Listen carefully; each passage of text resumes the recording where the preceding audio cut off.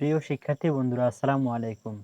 আজ আমি তোমাদের চতুর্থ অধ্যায়ের শব্দবুঝি বাক্য লিখি 93 পৃষ্ঠার তৃতীয় পরিচ্ছেদ বাক্য নিয়ে আলোচনা করব। 4-3-1 উদ্দেশ্য ও বিদায় খুঁজি। নিচের বাক্যগুলো পড়ো। ক, সিনথিয়া বই পড়ছে। খ, পাখিগুলো গাছের ডালে বসে সুমধুর স্বরে গান করছে। তো এইভাবে কিছু বাক্য দেওয়া আছে।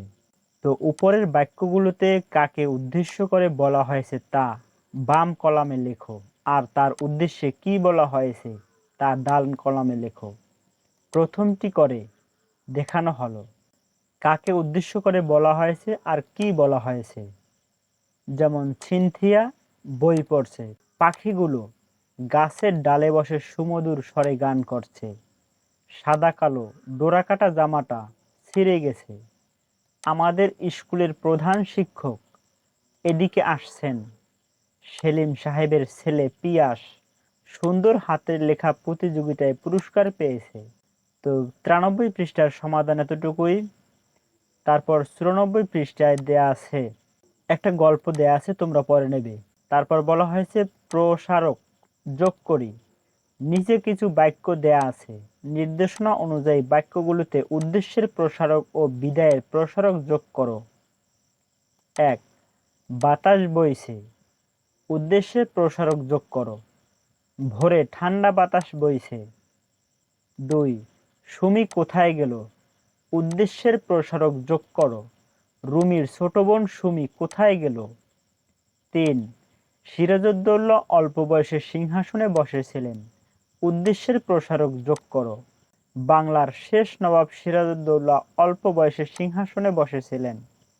4, পাখি উড়ে, বিদায়ের প্রসারক যোগ করো। পাখি উড়ে ওই দূর আকাশে। 5, সুন্দরবনের বাঘ কমে যাচ্ছে, বিদায়ের প্রসারক যোগ করো। সুন্দরবনের বাঘ কমে যাচ্ছে প্রতিনিয়ত। 6, মামার দেয়া কলমটি হারিয়ে গেছে, বিদায়ের প্রসারক যোগ করো। মামার দেয়া কলমটি গতকাল হারিয়ে গেছে। 7, গাছ লাগিয়েছি, উদ্দেশ্যের প্রসারক ও বিদায়ের প্রসারক যোগ করো। বাড়ির উঠানে একটি আম গাছ লাগিয়েছি। 8, স্কুল ছুটি হবে, উদ্দেশ্যের প্রসারক ও বিদায়ের প্রসারক যোগ করো। আমাদের স্কুল আগামী সপ্তাহে ছুটি হবে। মানুষ সফল হয়, উদ্দেশ্যের প্রসারক ও বিদায়ের প্রসারক যোগ করো। পরিশ্রম করলে মানুষ একদিন সফল হয়। 10, বাতাস ঠান্ডা, উদ্দেশ্যের প্রসারক ও বিদায়ের প্রসারক যোগ করো। হাড় কাঁপানো বাতাস ঠান্ডা বৃদ্ধি করছে। তো প্রিয় শিক্ষার্থী বন্ধুরা, আজ এতটুকুই।